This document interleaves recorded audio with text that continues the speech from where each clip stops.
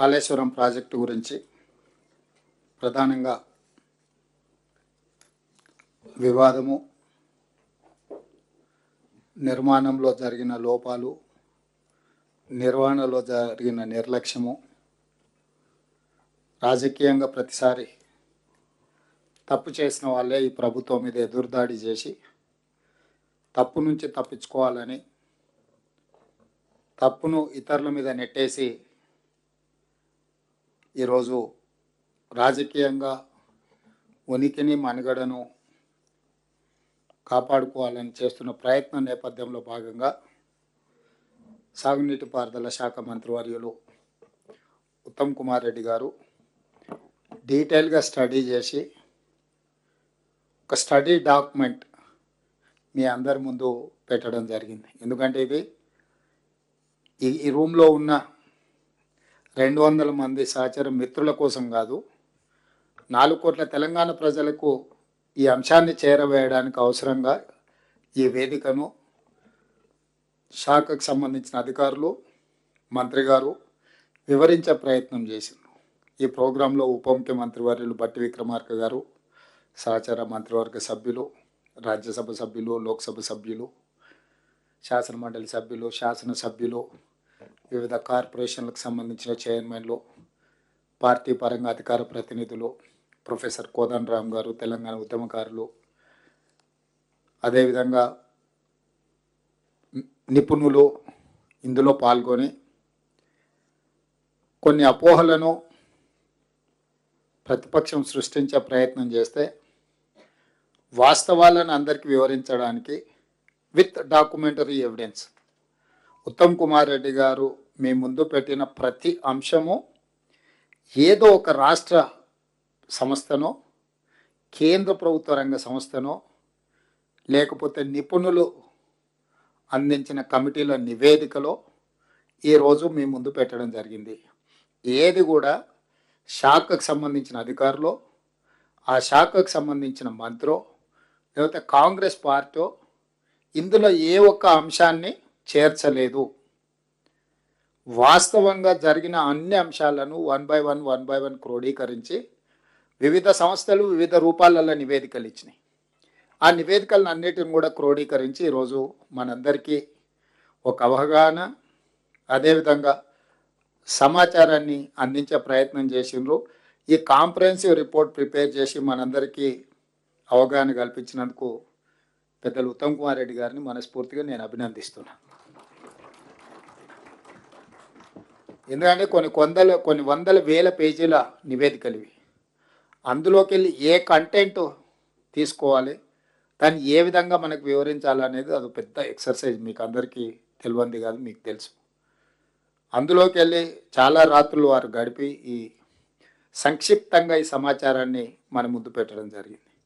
అయితే నేను కొన్ని అంశాలను యాడ్ చేయదలుచుకున్నా, కొన్ని దీని నేపథ్యాన్ని కూడా కొంత వివరించాలనుకుంటున్నా. డాక్టర్ వైఎస్ రాజశేఖర రెడ్డి గారు జలయజ్ఞంలో భాగంగా ఆనాడు ప్రాణహిత ఆదిలాబాద్ మహారాష్ట్ర సరిహద్దులో తుమ్మిడిహెట్టి దగ్గర ప్రాజెక్టును నిర్మించి చేవెళ్ళ వరకు, రంగారెడ్డి జిల్లా చేవెళ్ళ వరకు నీటిని తరలించాలని, ఆ క్రమంలో ఆదిలాబాద్, కరీంనగర్, నిజామాబాద్, మెదక్, రంగారెడ్డి, నల్గొండ ఈ అన్ని జిల్లాల ఆయకట్టు సాగునీరు, తాగునీరు, అదేవిధంగా పరిశ్రమలకు కూడా నీళ్లను కేటాయించుకుంటూ 16,40,000 ఎకరాలకు నీళ్లు అందించాలని ఆనాడు ఈ బృహత్తరమైన ప్రాజెక్టును వారు చేపట్టి ప్రాణహిత చేవెళ్ళ సుజల స్రవంతి అని ఆ రోజు ప్రాజెక్టుకి పేరు పెట్టడం జరిగింది. 2008లో టెండర్లు పిలిచి 2009లో పనులు ప్రారంభించారు. ఆ తర్వాత కాకా వెంకటస్వామి గారు రాజశేఖర రెడ్డి గారికి, కేంద్ర ప్రభుత్వానికి విజ్ఞప్తి చేసి ఈ ప్రాజెక్టుకు డాక్టర్ బిఆర్ అంబేద్కర్ ప్రాణహిత చేవెళ్ళ ప్రాజెక్టుగా ఆ రోజు నామకరణం చేసే విధంగా కాకా వెంకటస్వామి గారి విజ్ఞప్తి మేరకు ఆనాడు ఉమ్మడి ఆంధ్రప్రదేశ్ ప్రభుత్వం దీన్ని డాక్టర్ బిఆర్ అంబేద్కర్ ప్రాణహిత చేవెళ్ళ ప్రాజెక్టుగా పేరు మార్పు చేయడం జరిగింది. అదేవిధంగా రాజశేఖర రెడ్డి గారు పనులు మొదలుపెట్టిన తర్వాత అకాల వారి మరణం, రోసయ్య గారు రావడం, తర్వాత కిరణ్ కుమార్ రెడ్డి గారు ముఖ్యమంత్రిగా రావడం, పనులు కొనసాగడం, 2012 మే నెలలో కిరణ్ కుమార్ రెడ్డి గారు ఉమ్మడి ఆంధ్రప్రదేశ్ ముఖ్యమంత్రిగా మహారాష్ట్ర ముఖ్యమంత్రి పృథ్వీరాజ్ చౌహాన్ గారితో ఒక ఒప్పందం చేసుకున్నారు. తుమ్మిడిహెట్టి దగ్గర నిర్మించే ప్రాజెక్టు 152 మీటర్ల ఎత్తున నిర్మించాలని మన సాంకేతిక నిపుణులు వీళ్ళందరూ కూడా నివేదికలు ఇచ్చారు. అట్లా చేస్తే మనకు దాదాపుగా 160 టీఎంసీల నీళ్లను తీసుకోవడానికి వస్తుంది. చాలా వరకు లిఫ్టులు లేకుంటే గ్రావిటీతోనే నీళ్ళు అందించే అవకాశం ఉంటుంది. అక్కడక్కడ కొన్ని లిఫ్టులు వచ్చినా చాలా తక్కువ విద్యుత్ వినియోగం ద్వారా 16,40,000 ఎకరాల ఆయకట్టుకు ప్రాజెక్టు నిర్మించాలని ప్రాథమికంగా ఆ రోజు పృథ్వీరాజ్ చౌహాన్, ఉత్తమ్ కుమార్ రెడ్డి గారు మన 152 మీటర్లు అడిగితే వాళ్ళు 148 మీటర్లకు ఒప్పుకున్నారు. మిగతాది ఒక కమిటీని అపాయింట్ చేసి ఆ కమిటీ ఇచ్చే నివేదిక ప్రకారం వాళ్ళకి మహారాష్ట్ర వైపున కొన్ని గ్రామాలు ముంపుకు గురవుతాయని చెప్పి గ్రామాలను మీకు ఇవ్వడం కష్టమైంది, భూమి ఇవ్వడానికి అభ్యంతరం లేదని చెప్పడం, దాని మీద భవిష్యత్తు మళ్ళీ చర్చించుకుందామని ప్రాథమికంగా ఈ ప్రాజెక్ట్ ఒకప్పుడు వెంగళరావు గారు 75 ప్రాంతంలో చేసుకున్న ఒప్పందం తర్వాత తిరిగి మహారాష్ట్ర ప్రభుత్వంతో అంతర్రాష్ట్ర 2 రాష్ట్రాల సరిహద్దున నిర్మిస్తున్న ప్రాజెక్టు కాబట్టి కిరణ్ కుమార్ రెడ్డి గారు పృథ్వీరాజ్ చౌహాన్ గారితో ఒప్పందం చేసుకోవడం జరిగింది. ఈ వివరాలు కూడా మీ అందరి దృష్టి అంటే ఇవన్నీ వివరాలు నేను ఎందుకు చెప్తున్నా అంటే కాంగ్రెస్ పార్టీ మొదటి నుంచి ఉత్తర తెలంగాణ నుంచి దక్షిణ తెలంగాణ వరకు గోదావరి నదీ జలాలను తరలించడం ద్వారా కరువు ప్రాంతమైన తెలంగాణను సస్యశ్యామలం చేయాలి. హైదరాబాద్ నగరానికి 1,55,000 మందితోని ప్రారంభమైన 1955 గ్రేటర్ హైదరాబాద్ మున్సిపల్ కార్పొరేషన్ ఈరోజు 1,50,00,000 జనాభాకు పెరిగింది. అంటే తాగునీటి అవసరాలు కూడా ఎంత వేగంగా పెరిగినాయి. వీటన్నిటినీ తీర్చడానికి ఆ రోజు కాంగ్రెస్ ముందు చూపుతోటి ప్రాజెక్టును తీసుకున్నది. తెలంగాణ ఏర్పడే నాటికి ఇక ఉద్యమము తెలంగాణ ఇవన్నీ నేను చెప్పాల్సిన అవసరం లేదు, ఇక్కడ చాలామంది ప్రత్యక్ష భాగస్వాములు కాబట్టి తెలంగాణ ఏర్పడే నాటికి తెలంగాణ రాష్ట్రం ఈ ప్రాంత ప్రాజెక్టుకి 6,157,000 కోట్ల రూపాయలు అప్పుడు ఖర్చు పెట్టారు. ఆ రోజు 16,40,000 ఎకరాలకు గాను 38,000 కోట్ల రూపాయల అంచనాలతో టెండర్లు పిలిచడం, పనులు మొదలుపెట్టడం. 2009లో 2014కు వచ్చేటప్పటికి 6,157 కోట్ల రూపాయలు ఖర్చు పెట్టారు. ఆ తర్వాత తెలంగాణ రాష్ట్రం వచ్చినాక కూడా కేసీఆర్ గారు 2014లో దీని జాతీయ ప్రాజెక్టు ఇవ్వాలని, దీని కేంద్ర ప్రభుత్వం సహకారం అందించాలని విజ్ఞప్తి చేస్తూనే ఒక 1.5 yearsలో 5,523 కోట్ల రూపాయలు as it is where it is Pranahita Chevella project మీద ఖర్చు పెట్టాను. టోటల్గా 11,670 కోట్ల రూపాయలు ఖర్చు పెట్టిన తర్వాత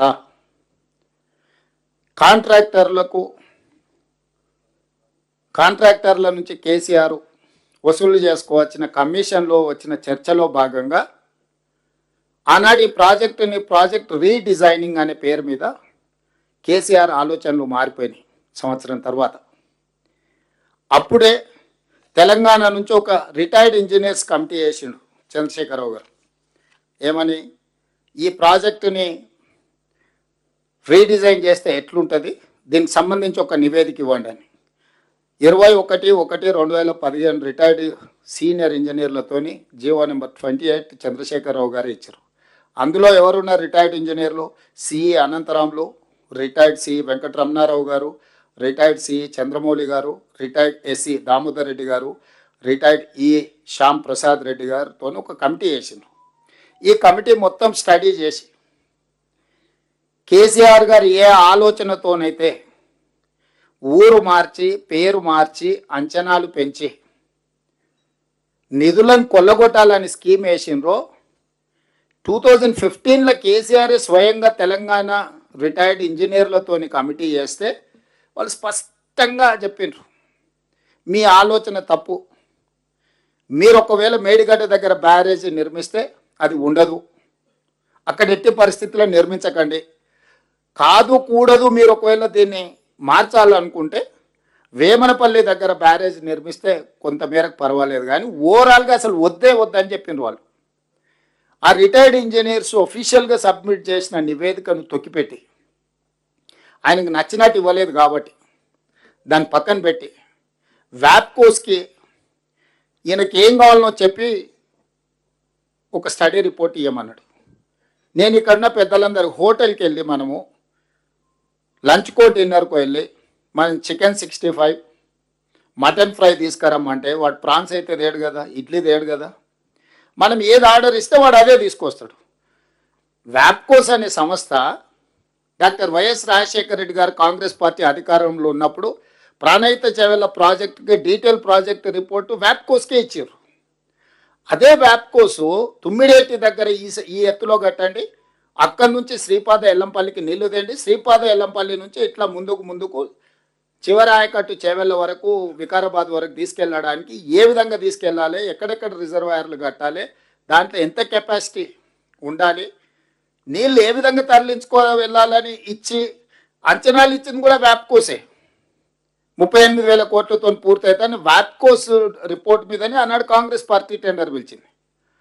అదే వ్యాప్కోస్కి కేసీఆర్ గారు మళ్ళిచ్చి నేను మేడిగడ్డ దగ్గర, అన్నారం దగ్గర, సుందిల దగ్గర బ్యారేజీలు కట్టదలుచుకున్నా, పంపులు లిఫ్టులు పెట్టదలుచుకున్నానంటే వాడు చెఫ్ లాంటోడు. నువ్వు ఏది ఆర్డర్ ఇస్తే వాడు అదే తయారు చేసి ఇస్తాడు. నువ్వు ఒకటి ఆర్డర్ ఇస్తే వాడు ఇంకొకటి ఇయ్యాడు కదా. నీ తెలంగాణ ఇంజనీర్లు తెలంగాణ పట్ల ఉన్న కమిట్మెంట్తో నీ ఆలోచన తప్పు. వాళ్ళ ఇంజనీర్లు, వాళ్ళ ఎక్స్పర్ట్స్. కేసీఆర్, కేటీఆర్, హరీష్లు ఎక్స్పర్ట్స్ కాదు. They may be experts in politics and manipulation. They are not experts in engineering or structural engineers కాదు. వాళ్ళు సివిల్ ఇంజనీర్స్ కాదు, స్ట్రక్చరల్ ఇంజనీర్స్ కాదు, లేకపోతే సాగునీటి రంగ నిపుణులు కాదు. ఇది ఏదీ లేదు. వాళ్ళకున్న నైపుణ్యం అంతా నిజం లాంటి అబద్ధాలు చెప్పి ప్రజలందరినీ మభ్యపెట్టి వసూళ్లు చేసుకోవడానికి ఎలక్షన్ కలెక్షన్ లాంటి దాంట్లో దే ఆర్ ఎక్స్పర్ట్స్. ఎవరైనా ఒప్పుకోవాల్సిందే, 100% మార్కులు వేయాల్సిందే. కోదండరామ్ గారిని పెట్టినా కూడా డిస్టింక్షన్ ఫస్ట్ ర్యాంక్ ఇవ్వాల్సిందే. ముగ్గురికి వంచాల్సి వస్తుంది ఫస్ట్ ర్యాంక్. అప్పుడప్పుడు చైతన్య నారాయణ ఒకటో ర్యాంక్ అని అందరి పేర్లు చదువుతారు చూడు. అందరికి సమానంగా మార్కులు వస్తే ఏం చేస్తారు? అందరికి ఒకటో ర్యాంకే ఇవ్వాల్సి వస్తుంది. ఆ ఇంట్లో ఉన్న వాళ్ళందరికీ ఒకటో ర్యాంకే వస్తుంది, అసలు ఏ ర్యాంకు తగ్గదు. సో ఆ ఎక్స్పర్ట్స్, ఈ ఎక్స్పర్ట్ ఇంజనీర్స్, రిటైర్డ్ ఇంజనీర్స్ ఇచ్చిన నివేదికను తొక్కిపెట్టి బయటికి ఇవ్వకుండా పెట్టి పక్కన పెట్టి వాళ్ళకి నచ్చినట్టు రాలేదు కాబట్టి తీసేసి తిరిగి వ్యాప్కోస్కి ఇచ్చేసి వ్యాప్కోస్తో రిపోర్ట్ తెప్పించుకొని 38,000 కోట్ల రూపాయల ప్రాజెక్టును 81,000 కోట్ల రూపాయలకు అంచనాలు పెంచిండ్రు. ఇప్పుడు మన ఇంజనీర్ గారు 2016లో 17లోనో రిపోర్ట్ డిపిఆర్ ఇచ్చిండ్రు అంటున్నారు కదా. ఆ డిపిఆర్ 2022లో క్యాగ్ ఆడిట్ చేసినప్పుడు మీరు ఆ రోజు బేసిక్గా ఇచ్చిన నివేదిక 81,000 కోట్లకు కానీ ఇది 1,47,000 కోట్లకు పెరిగిందని చెప్పి క్యాగ్ ఇచ్చిన రిపోర్ట్ ఉంది ఇక్కడ మన దగ్గర. The cost of Kaleshwaram project is now likely to exceed 1,47,427.41 crore against the cost of 81,911.01 crore project to CWC. సిడబ్ల్యూసీకు సెంట్రల్ వాటర్ కమిషన్కు వాళ్ళు ఇచ్చినప్పుడు 81,000 కోట్లకి ఇచ్చింది. కానీ ఈ నివేదిక ఇచ్చే టైంకి మళ్ళీ డిస్ట్రిబ్యూటరీస్ లేవు, ఏం లేవు, పంపులు లిఫ్టులు, ఆయకట్టు పెరగలే. విచిత్రం ఏంటంటే నీళ్లు పెరగలేదు, ఆయకట్టు పెరగలేదు, ఏది పెరగలే. ఊరు పేరు అంచనాలు మారి తుమ్మిడేటి దగ్గర ఉన్నది మేడిగడ్డ దగ్గరకు వచ్చింది, అన్నారం వచ్చింది, సుందేళ్ళు వచ్చింది. 38,000 కోట్ల కాస్త 1,47,000 కోట్ల పైగా మారింది. ఈ రోజు లెక్కలేస్తే ఇదంతా 2022 కాళేశ్వరం దేని మీద క్యాగ్ ఆడిట్ చేసి ఇచ్చిన నివేదిక. ఇది కూడా మనం చెప్తున్నది కాదు, క్యాగ్ ఇచ్చిన నివేదిక. సో ఇట్లా పెంచి పోని ఇంత తిన్నా డిజైన్లో, ప్లానింగ్లో, డిజైన్లో, కన్స్ట్రక్షన్లో, ఆపరేషన్ అండ్ మెయింటెనెన్స్లో నాణ్యత పాటించి ఉంటే ఈరోజు మనం చర్చించుకునే పరిస్థితి కూడా రాకపోతుండే. లోపభూయిష్టంగా ప్లానింగ్, అసలు డిజైన్లో దాని టెక్నికాలిటీ లేకపోవడం. ఎందుకంటే చాలా సందర్భాలలో కేసీఆర్ గారు స్వయంగా చెప్పారు, నా మెదడు రంగరించి అందులోకి వెళ్ళి 80,000 పుస్తకాలు చదివి ఈ మొత్తం డిజైన్లు చేసిన నేను, ఇది నా బ్రెయిన్ చైల్డ్ అని చెప్పి అఫీషియల్లీ కేసీఆర్ గారు క్లెయిమ్ చేసుకున్నారు. అంటే ఏ ఇంజనీర్కి కూడా ఈ ఇంజనీర్లు డిజైన్ చేసిందని గుర్తింపు కూడా ఉండాల్సిన అవసరం లేదన్నట్టుగా కేసీఆర్ గారు స్వయంగా మాట్లాడినట్టునే మీరు అందరు కూడా విన్నారు. మరి ఆయన మేధాశక్తినంతా ఇంకా మానస పుత్రిక హరీశ్వరరావును పోయిన గవర్నర్ గారు ఈయన హరీశ్వరరావు గారు ఈయన కాళేశ్వరరావు అని సర్టిఫికెట్ ఇచ్చిండు ఆయనకు. ఓపెనింగ్ పోయి నరసింహన్ గవర్నర్ గారు పాపం ఆయగారు ఈయన మాటలు నమ్మి ఈ అబద్ధాల రావులు అని అందరినీ కలిసి. సో నేను అనేది ఏంటంటే ఇన్ని రకాలుగా చేసి ఈరోజు అంచనాలు పెంచి ఈ ప్రాజెక్టు వాళ్ళు మొదలు పెట్టి 2019 జూన్ 21 నాడు ప్రారంభించారు. వీరితో పాటు పక్క రాష్ట్ర ముఖ్యమంత్రి గారిని పిలుచుకున్నారు, యజ్ఞాలు చేసిండు, యాగాలు చేసిండు. ఇవన్నీ చేసిన చిత్తన్ శివుడి మీద భక్తి చెప్పుల మీద ఉన్నట్టు ఆయన ఆలోచనలు ఎంతసేపు ఉన్నా దీంట్లో ఎట్లా కొల్లగొట్టాలనే ఆలోచనతోని హడావిడిగా దీన్ని చేసి దీన్ని ప్రారంభిస్తే ఎగ్జాక్ట్గా రమణారెడ్డి అనే ఒక అధికారి, BV Ramana Reddy project executive engineer, 18/5/2020 project ఎప్పుడు ప్రారంభించారు? 2019 జూన్ 21. సంవత్సరం తిరిగే లోపలనే క్లియర్గా మేడిగడ్డ బ్యారేజ్ నిర్మాణం లోపాలన్నీ బయటపడ్డాయి. మేడిగడ్డ బ్యారేజ్ వద్ద సీసీ బ్లాక్ల డ్యామేజ్లను వెంటనే సరిచేయాలి. కాలేజ్ అదేవిధంగా ఇందులో రిపేర్ చేయకపోతే ప్రమాదం ఉందని బివి రమణారెడ్డి అని ఒక project executive engineer with in a year project engineer క్లియర్గా ఎలాంటి మిగతా సంస్థలకు లేఖ రాసిండు. అయ్యా మీరు ప్రారంభించిన ప్రాజెక్టు దెబ్బతిన్నది, దీన్ని ఇమ్మీడియట్గా రిపేర్ చేసి రిస్టోర్ చేయకపోతే ఇది మొత్తానికే కొంప మీదకి వస్తుందని అధికారి అప్పుడే గుర్తించండు. ఇదేదో 2023లోనో 2024నో లేకపోతే ఉత్తమ్ కుమార్ రెడ్డి గారు రేవంత్ రెడ్డి గారు గుర్తించింది కాదు. చంద్రశేఖరరావు గారు అపాయింట్ చేసుకున్న ప్రాజెక్ట్ ఎగ్జిక్యూటివ్ ఇంజనీర్ అటు మేడిగడ్డ వర్క్ చేసే ఇంజనీర్ ఎల్ఎన్టీకి స్పష్టంగా 18/5/2020 ప్రాజెక్టు ప్రారంభించిన 11 నెలల్లోనే ఇందులో లోపాలు ఉన్నాయి, దీంట్లో సమస్య ఉన్నది, దీన్ని తక్షణమే రిపేర్ చేయడానికి లెటర్ రాస్తే ఆ కంపెనీ రిపేర్స్ చేయలే. ఎందుకంటే ఇవ్వాల్సిన దానికంటే ఎక్కువ కమిషన్లు ఇచ్చిన ఇంకా ఇదే చేసుడు ఎక్కువ, ఇంకా మళ్ళీ రిపేర్ ఒకటి చేసుకుంటే కూర్చుంటాడా అని చెప్పి వాడు నాకేంది నువ్వు చెప్పేదని వాడు అసలు పట్టించుకోలే. సో ఈ ప్రాజెక్టులో మీ అందరికీ నేను ఇచ్చే సమాచారం ఏంటంటే 19లో ప్రారంభిస్తే 20లోనే సమస్య వచ్చింది. ఇమ్మీడియట్గా దాన్ని రిపేర్ రిపేర్ చేయకపోవడం వల్ల డే బై డే అది పెరిగి పెద్దదై అది పూర్తిగా కుప్పగూలే పరిస్థితి వచ్చింది. దీంట్లో ఈరోజు అదేవిధంగా 20లో అట్లా జరిగింది. ఇప్పుడు కన్నెపల్లి పంప్ హౌస్ దగ్గరకు పోయింది.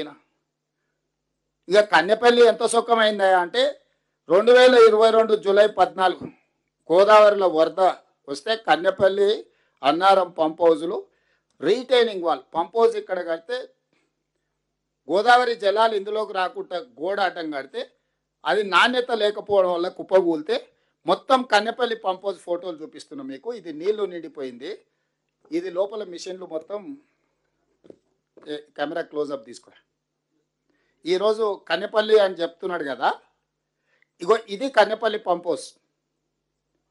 ఇది ఎప్పుడు 2022లోనే ఈ పంప్ హౌజ్లకు అడ్డంగా కట్టిన గోడ, నీళ్లు రాకుండా కట్టిన గోడ ఒక్కసారిగా గోదావరి జలాలు ఉధృతి పెరగానే ఆ గోడ కుప్పగూలి మొత్తం నీళ్లు పంప్ హౌజ్లోకి వస్తే ఇవి కొన్ని మీటర్ల ఎత్తు నీళ్లు నిండినాయి. ఇది మొత్తం పంపులు లిఫ్టులు మోటార్ల పరిస్థితి ఇది మీకు చూపిస్తే మంచిది. సో ఇప్పుడు దీంట్లో ఉన్న పరిస్థితి ఇది. కాబట్టి ఒకవేళ మీకు చూపిస్తే అంటే నేనేమంటున్నానంటే ఇది ఒక్కరోజు ఒక్కటేసారి వచ్చిన సమస్య కాదు. 20లో బ్యారేజ్ల దగ్గర సమస్య వచ్చింది, 22లో పంప్ హౌస్ల దగ్గర సమస్య వచ్చింది, 23 వరకు పట్టించుకోకపోవడం వల్ల 2023 అక్టోబర్ 21న 4 ఏళ్ళకి అంటే కట్టి మొత్తంలో 7వ బ్లాక్ దగ్గర ఉండే పిల్లర్స్ 19, 20, 21 6 పిల్లర్స్ కూలిపోయినాయి. కూలడానికి కారణం ఏంటంటే నేను ఊరు భాషలో చెప్తా. మనం ఇల్లు కట్టేటప్పుడు ఊర్లో ఉండే మేస్త్రి కూడా బునాది దొవుతాడు, బునాది గట్టివాడే వరకు గుంత దొవుతాడు. ఒకసారి లూజ్ మట్టి ఉంటే బునాది 10 ఫీట్లకు పోతుంది, కింద హార్డ్ రాక్ వచ్చి ఏదన్నా వస్తే మనం 3 ఫీట్లో 4 ఫీట్లో బునియాది తవ్వి దాన్ని ఒక బేస్ చేసి దాని నుంచి పిల్లర్లు లేపుతాం. మనం ఎన్ని ఫ్లోర్లు ఎత్తుపోదలుచుకుంటాం దాని లెక్క బట్టి భూమిలో బునియాది చేస్తాం. ఇక్కడ మేడిగడ్డ కానీ అన్నారంలో కానీ సుందిళ్లలో కానీ ఎక్కడైతే బ్యారేజీలు కట్టాలనుకున్నారో భూమిలో పరీక్షలు చేయలేదు. సర్ ఆర్థర్ కాటన్ అప్పుడు అక్కడ బ్యారేజ్ కట్టినప్పుడే ఆయన ఇక్కడి వరకు చేసి ఇచ్చంపల్లి వరకు సర్వే చేసి ఇచ్చంపల్లి దగ్గర కడితేనే ఉంటుంది. ఇక్కడ ఎక్కడ కూడా ఈ భూమి బ్యారేజీలు కట్టడానికి ఇది సరైన ప్రాంతం కాదు అని చెప్పి సర్ ఆర్థర్ కాటన్ ఆ రోజుల్లో నివేదిక ఇచ్చిండు. ఇచ్చంపల్లి వరకు అక్కడి నుంచి చేసుకుంటూ వచ్చి. సో సాంకేతిక నైపుణ్యం లేని రోజుల్లోనే సర్ ఆర్థర్ కాటన్ అనేవాడు ఈ ఏరియాలలో ఎక్కడ కట్టినా నిలబడదు, అక్కడ ఉండే అంటే వాటర్ వెలాసిటీ స్పీడ్ కావచ్చు, ఉధృతి ఎక్కువ ఉన్న దగ్గర నువ్వు అడ్డం కడితే అది వచ్చే స్పీడ్కి నువ్వు కట్టే స్ట్రక్చర్స్ తట్టుకోవడం కూడా కష్టం. కొన్నిసార్లు భూమి లూజ్ సాయిల్ ఉంటుంది, ఊర్లో సౌటపొలం అంటాం, లూజ్ సాయిల్ ఉంటుంది ఇల్లు కట్టుకునేటప్పుడు. ఆ లూజ్ సాయిల్లో మనం కట్టాలనుకుంటే ఎక్కువ లోపడిపోతాం. లేదనంటే కింద దాన్ని తట్టుకునేటట్టు మొత్తం కింద బేస్ తయారు చేసి దాని మీద నుంచి పిల్లర్ లేపుతాం. సో ఇక్కడ కేసీఆర్ హడావిడి, ఆయనకు అర్జెంటుగా 1000 కోట్లు కావాలి, 2-3 ఏళ్ళలోనే దీన్ని మొత్తం చేయాలి, 2-3 వేలలోనే 1000 కోట్లు సంపాదించుకోవాలని తోటి ఆయన బునియాదిలో ఉన్న భూమి యొక్క పటిష్టతను అసలు లెక్క చేయలే. అదే చెప్పిండ్రు ఎక్స్పర్ట్స్. ఈయన ఏం చేసిండు, కొంత లోపలికి పోయిండు, ఇంకా కింద ఇసుకనే ఉంది, ఇక్కడికే ఆపేసి ఇక్కడ నుంచి నిర్మించిండు, అన్ని కట్టేసిండు. ఓదానికోటి లింక్ ఉన్నది కాబట్టి కొంతకాలం ఇట్లా ఆగింది. ఆగిన తర్వాత ఈరోజు మీకు మేడిగడ్డ దగ్గర ఉన్న రిజర్వాయర్ కెపాసిటీ 16 టీఎంసీలు, ఆ తర్వాత అన్నారం 10 టీఎంసీలు, ఆ పైన 8 టీఎంసీలు దాని హయ్యెస్ట్ కెపాసిటీ. కానీ ఎప్పుడు కూడా మనం ఏదైనా రిజర్వాయర్ కానీ బ్యారేజ్ కానీ డ్యామ్ కానీ కట్టినప్పుడు దాని కెపాసిటీస్ను కొత్తగా మొదలుపెట్టినప్పుడు first year 25%, second year 25%, third year 25%, fourth year 100% of the capacity of that barrage, dam or reservoir ఏదైనా అట్లా సాంకేతికంగా చేసుకుంటూ ఫస్ట్ 25% నీళ్లు నింపినప్పుడు ఇందులో ఏం సమస్యలు వస్తున్నాయి, భూమి ఏమైనా కుంగుతుందా, దీనివల్ల ఏమైనా డ్యామేజ్ ఉందా, ఏమైనా కొట్టుకపోతుందా ఏదో తెలుసుకో. అట్లా ఎవ్రీ ఇయర్ ఇది మెథడ్ అట్లా లెక్కేసుకొని చేస్తారు. సో చంద్రశేఖరరావు గారు 16 టీఎంసీల నీళ్లు ఇట్లా పెద్ద ఎత్తున కనిపించేటట్టు దాంట్లో నీళ్లు నిండా నింపి పెట్టి బస్సులలో అందరినీ తీసుకుపోయి చూపించండి. ఎలక్షన్ల ముందర మీకు అందరూ గుర్తుండాలి. ఊర్లలో నుంచి బస్సులు వేసి రైతులందరినీ తీసుకెళ్తున్నాను, రోజు జాతరలాగా తీసుకెళ్ళాను. వాళ్ళకి చూపించడానికి ఆయన సముద్రాన్ని వీడికి తెచ్చినాన్ని భ్రమలు కల్పించడానికి. బ్యారేజ్ అనేది ఇంతకుముందు ఉత్తమ్ కుమార్ రెడ్డి గారు చెప్పినట్టు వాటర్ డైవర్షన్, అంటే water maybe left, water maybe divert చేయడానికే బ్యారేజ్. శ్రీశైలం, నాగార్జున సాగర్ రిజర్వాయర్లు అంటే నీటి నిల్వ చేస్తాం, నీటిని వినియోగించుకుంటాం. రిజర్వాయర్ ఆర్ డ్యామ్ అంటే నీళ్లు నింపుకొని అవసరం మేరకు కొంత వాడుకుంటూ ఏ రకంగా తీసుకోవాలో చేసుకుంటాం. బ్యారేజ్ అంటే సింపుల్ వచ్చే నీళ్ళకు అడ్డుకట్ట కట్టి ఆ నీళ్లు లిఫ్ట్ చేయడానికి అవసరమైన పంపులు లిఫ్ట్ చేయడానికి అవసరమైనంత స్టోరేజ్ పెట్టుకొని టకా ఎట్లా ఫ్లడ్ వస్తుందో అట్లా ఎత్తుకొని అవతలకు పోసుకుంటాం. సో ఇక్కడ కూడా మేడిగడ్డలు ఎత్తి అన్నారంలో పోస్తాం, అన్నారంలో ఎత్తి సుందిళ్ళలో పోస్తాం, సుందిళ్ళలో ఎత్తిన నీళ్లు శ్రీపాదెల్లంపల్లిలో పోస్తాం. అంటే మీకు మేడిగడ్డ కింద ఆయకట్టు లేదు, అన్నారం కింద ఆయకట్టు లేదు, సుందిళ్ళ కింద ఆయకట్టు లేదు. ఇవన్నీ ఏంటంటే సైపనింగ్ సైమల్టేనియస్గా పనిచేయాలి. ఏ ఒక్కటి ఆగిపోయినా కూడా నువ్వు ఎత్తలేవు, పోయలేవు. మేడిగడ్డలు ఎత్తి కన్నెపల్లి పంప్ హౌస్ ఎత్తి నీళ్లు పోయంగానే అన్నారం దగ్గర ఉండే పంప్ హౌస్ ఎంబడే ఎత్తి మళ్ళీ సుందిళ్ళలో పోస్తే సుందిళ్ళలో ఉన్న పంపులు ఎత్తి శ్రీపాదెల్లంపల్లిలో పోయాలి. శ్రీపాదెల్లంపల్లి నుంచి ముందుకు నీళ్లు కాలువల ద్వారా ఇవ్వాలి. ఇది దీని స్టైల్ ఆఫ్ అంటే ఫంక్షనింగ్ యొక్క రూపకల్పన. ఎప్పుడైతే మేడిగడ్డను పెద్దగా చూపించి బంగాళాఖాతాన్ని మంతనికి తీసుకొచ్చిన భ్రమలు కల్పించడానికి దాంట్లో దాదాపుగా 16 టీఎంసీలు మొత్తం కెపాసిటీకి నీళ్లు నింపెట్టింది, 11-12 టీఎంసీ. ఎప్పుడైతే దాని మీద వజన్ గట్టిగా పడ్డదో భూమి అణిగింది. భూమిలో లేయర్స్ పొరలు ఉన్నప్పుడు ఆ భూమి అనేది కిందికి కుంగింది. ఎప్పుడైతే ఇది కుంగిందో ఈ బ్యారేజ్ కింద పిల్లర్స్, ఇప్పుడు సీకెంట్ పైల్ టెక్నాలజీ అన్నాడు కదా, పిల్లర్స్ లాగా కట్టారు కదా ఇట్లా అన్ని వరుస పెట్టి. భూమి ఎప్పుడైతే తగ్గిందో ఈ పిల్లర్ ఈయన నిలబడిపోయింది, కిందున్న భూమి కిందికి పోయింది. కిందికి భూమి ఎప్పుడైతే పోయిందో ఇందులో నీళ్ళు యువతలకి బయటకు వచ్చినాయి. ప్రెషర్కి వాటరు ఇది ఇట్లనే ఉంది, దీని కింది నుంచి ఇసుక మొత్తం పోయి యువతలకి నీళ్ళు వచ్చినాయి. అప్పుడప్పుడు మనము కాలువ కట్టున్న కింది నుంచి నీళ్ళు పోతాయి కదా, లూజ్ ఉంటే ఎలకలు పొక్కలు పెట్టినప్పుడు వ్యవసాయం చేసే వాళ్ళు చాలామంది గట్లు గిట్లు ఉంటే ఎలకలు పొక్క పెడితే నీళ్ళు ఇడవంగానే అందుకెళ్ళిపోతాయి నీళ్ళు. మొత్తం ఇసుక మీద ఈయన బ్యారేజ్ కట్టిండు, ఆ ఇసుక మేడలు కట్టిండు. ఈ ఇసుక మేడలు ఎప్పుడైతే కట్టిండో యువతల నీళ్లు 16 టీఎంసీలు ఎప్పుడైతే నింపిండో రోజుల కొద్ది అట్లే ఉంచిండో దాని మీద ఎప్పుడైతే వెయిట్ అధికంగా బరువు అధికంగా పడ్డదో భూమి అనేది సెటిల్ అయిపోయింది. మధ్యలో మధ్యలో పొరలు ఉన్న భూమి అంతా కన్సాలిడేట్ అయిపోయింది. ఎప్పుడైతే కన్సాలిడేట్ అయిందో ఈ పైల్స్ కింద ఉన్న పైల్స్కి భూమికి గ్యాప్ వచ్చేసింది. ఎప్పుడైతే గ్యాప్ వచ్చిందో ఇందులో నుంచి నీళ్ళు యువతలకి వెళ్ళినాయి. ఎప్పుడైతే నీళ్ళు వచ్చినో యువతలు ఉన్న స్ట్రక్చర్స్ అని కొట్టుకుపోయినాయి. ఎప్పుడైతే ఈ బ్యారేజ్లు వరుస ఇంత పెద్దది ఉంది కదా, ఏడైతే ప్రెషర్ పడి నీళ్ళు పోయినో ఏడు కింద పోయిందో ఇది కిందికి పోయింది. అదే 19th pillar 1.5 metres with in డేస్లో కింది కుంగిపోయింది. ఇట్లా ఉండాల్సింది. ఎప్పుడైతే కింది కుంగిపోయిందో గేట్ల అలైన్మెంట్, బ్రిడ్జ్ బ్యారేజ్ అలైన్మెంట్ ఎప్పుడైతే తప్పిందో గేట్ల అలైన్మెంట్ తప్పింది. గేట్ల అలైన్మెంట్ ఎప్పుడైతే తప్పిందో అది తెరుచుకోనికే మూసుకోనికే లేకుండా పోయినాయి.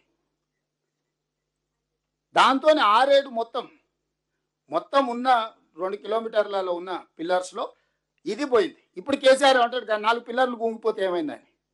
వెన్నుపూసల 4 పూసలు పోయినాయి అనుకో. ఈ కాళేశ్వరం ప్రాజెక్టుకు మేడిగడ్డ బ్యారేజ్ అనేది వెన్నుపూస లాంటిది గోదావరి జలాల ఎత్తిపోతలకు. మీరు సింపుల్గా అర్థం చేసుకొని, ఒక మనిషికి కాలుకు దెబ్బ తగిలినా, చేతికి దెబ్బ తగిలినా, కన్నుకు దెబ్బ తగిలినా, ఒక కాలు లేకున్నా లేచి నడవచ్చు, కుట్టుకుంటానే అనవచ్చు. కానీ వెన్నెముకలో వెన్నుపూసలో 4 పూసలు దెబ్బతింటే ఇంకా వాడు చేసేది ఏం లేదు, మంచంలో ఎల్లెలకలు అనుకో చూడాలి ఏం జరుగుతుందో అంతే.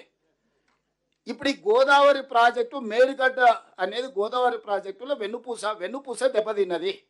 ఇక చేసేది ఏంది లేదు, జరుగుతున్న చూడాలి. అట్లా వస్తుంటాయి నీళ్ళు, ఇట్లా పోతుంటాయి.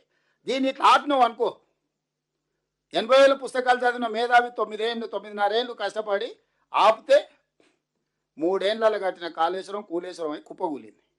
మళ్ళీ ఇప్పుడు వచ్చి ఇంకొక వారం రోజులు నాకు ఈ రాయి నా తడాక చూపిస్తా అంటుడు. పోని ఆయన వచ్చి అడిగిండా, ఆయన రాడు.